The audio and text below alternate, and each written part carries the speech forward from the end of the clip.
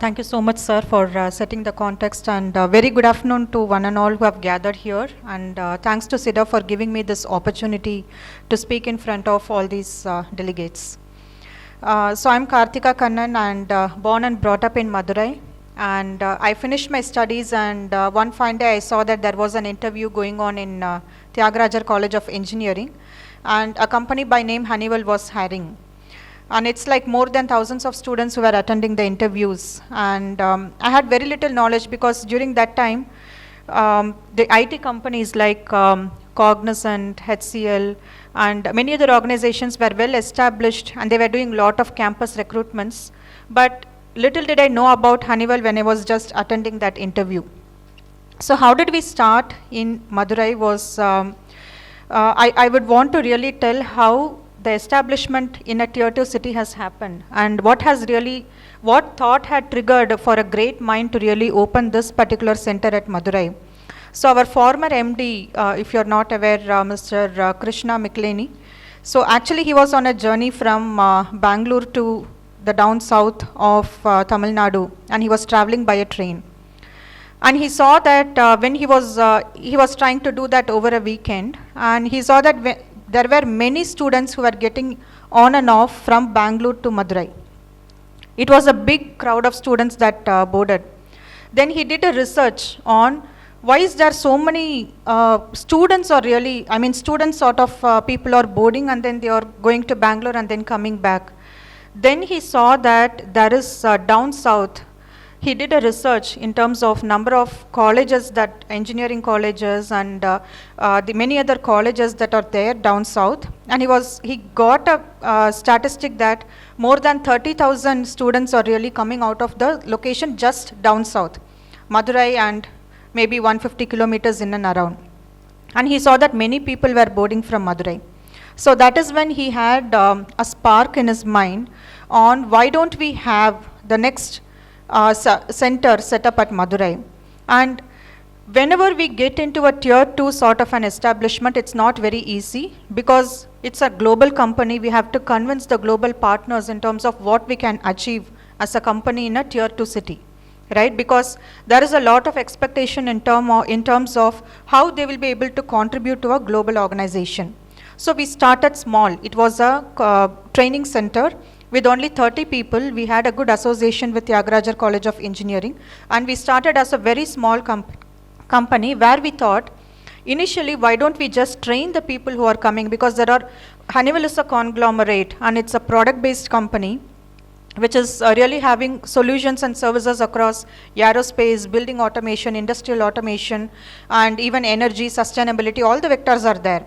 So it will be difficult for a person who is in a tier 2 city to really come up to speed and then operate in a global conglomerate, right? So the initial spark was, why don't we just start as a training center, give them the level of exposure in terms of what a domain looks like and how a product looks like, what is there in terms of product development, life cycle, and not just that, and how do we also develop the soft skills for these people who are coming from down south, because that is also very important when we are operating in a global arena. So that is how I had an opportunity to join this company. It's almost 22 years of journey for me. I've been in this, I didn't really look back, and I didn't even think about applying to any other company so far. So starting as a training center, so there are three aspects if we need to really step into the global footprint, right? The first one is the preparation. So how do we prepare ourselves? What is the initial vision that we have in mind? And the next one comes adaptability. So what sort of an adaptability is needed? So I'll explain few points there. And also the third one is, how do we leverage the resources around us so that we can make a footprint?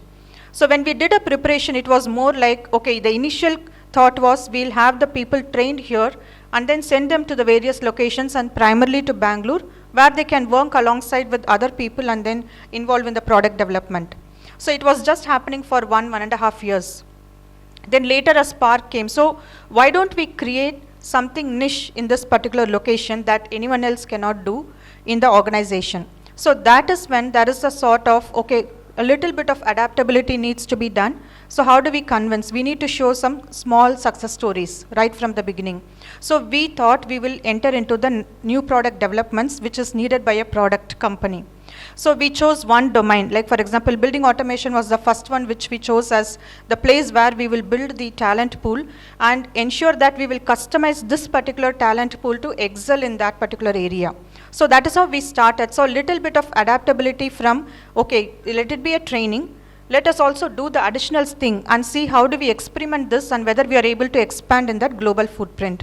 So this is how we started the journey.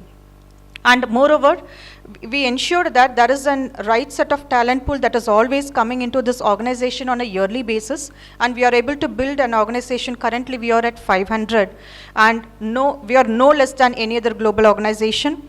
Any sort of product development, you name it, may it in the field of aerospace, building automation or industrial automation, the people who are working out of this Madurai, they have their footprint across.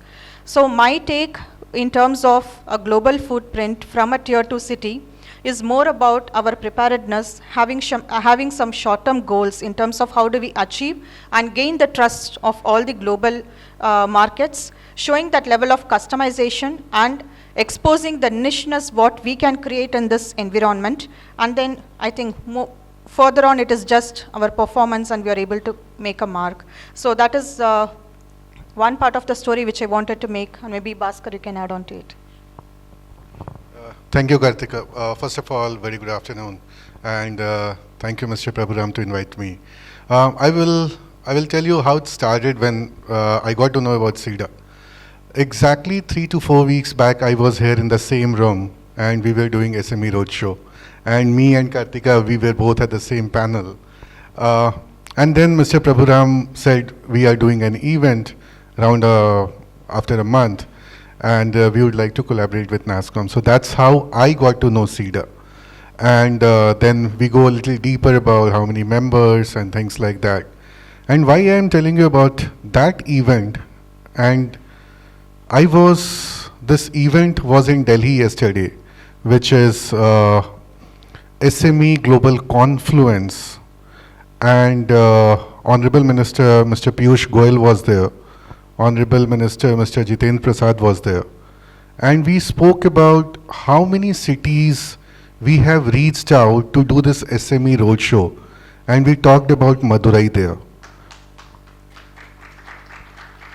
And why this is important? The reason being, all these ministers, those who are sitting in Delhi, obviously they know about Madurai, but whether they know about the capability of Madurai. So we have also shared what has happened in different cities. And the reason why we have done in Madurai this time, because there's a large focus from NASSCOM on emerging hubs. And this is one of my recommendation. When you speak to anyone outside, please don't say tier 2 and tier 3. Nobody would like to call themselves a 2 or 3. Everyone wants to be 1. If you will speak to any of the NASSCOM person, they will never say tier 2, tier 3, they will always say emerging hubs. And I will give you another example from Tamil Nadu. I was in Coimbatore, and we were talking about emerging hubs and how Coimbatore has evolved. The moment we said Coimbatore is an emerging hub, some people really got offended, and they said we are emerged. And that kind of confidence, if you all can get, I think that's the story we have to build from Madurai. The other recommendation, and I think in the morning everyone has spoke about how you can brand yourself. Before coming to this event, I was doing a little bit of research. How much the digital footprint SIDA has, or whether they have spoken about this event. It's there, but whether it's good enough. These days, the important part is in the social media world, how is your reach? How much you are talking about it? So that plays a very important role, and if we can do that, I think maybe post the event, if you can talk about what has happened in this event, what is the important factor you have touched upon, what you want to achieve. I think that is going to play a very, very important role. That's how I look at it. We have a very clear focus, and we have identified cities in different parts of India, how we can do that. And on the topic of global footprint, one of the vertical within NASSCOM, which is known as a global trade development, we and Puru, before this session, he spoke about it. we get in touch with all the SMEs or MSMEs if they have an aspiration to move to any part of the world. So we help them. We have a very good connections with all the different countries, consulates, and we can help you there. What NASSCOM, because Puru was talking about, and I was so fascinated, he is already a founding person of SIDA, worked from 2010. What I can promise, and we do an event called NASSCOM Technology Conclave. This happens in 10 cities, and these are not events, to be very honest. These are how we can celebrate the industry. I can give you an offer right now. It's going to happen in October, November, and we always build a story of emerging hubs. And through SIDA, Mr. Prabhuram, if you can get 2 or 3 stories from Madurai, we will project in a big way, and they will be on the stage talking about Madurai. So these are the few initial comments I thought I will tell you about. And just extending on what Puru was talking about Calicut. So I have multiple hats. I manage Tamil Nadu, I manage Karnataka, I manage Kerala. One of the organization, what they have done is, they have created a playbook of the city, which basically helps how you can navigate within the city, whether it's a real estate, whether it's number of plug-and-play facility, number of talent, number of universities, college. That actually helps you how, if any of the new organization are planning to set up their shop in Madurai, these are the ready reckoners. So if SIDA can prepare that, and if you need any help, we would be definitely more than happy to collaborate on that. With that, Karthik, I think we have given a long version. Over to you. Thanks. Before I go and ask questions, I just want to share this one information. So anytime and every time you have a long weekend, be it Pongal, Diwali, or whatever holidays, you will definitely see this in the news. There is a traffic blockade exiting Chennai, correct? At least X number of lakhs of people are leaving Chennai, have left Chennai, so it's kind of choco-block and all that stuff. So where are these people all going? They are all going back home. Home where? Here, down south. So Chennai is a combination of migrant population, technically speaking. The reason why I'm saying this is, we are doing a research paper as part of my organization where we found a very interesting fact. With all the emerging technologies, AI, automation, innovation, everything, location is becoming an agnostic. Industry is becoming agnostic. Talent is available everywhere. Organizations are not looking at a concentration of few locations. They are perfectly fine to go and establish locations, offices, setups in places where they feel that they have a perennial flow of capability and talent availability.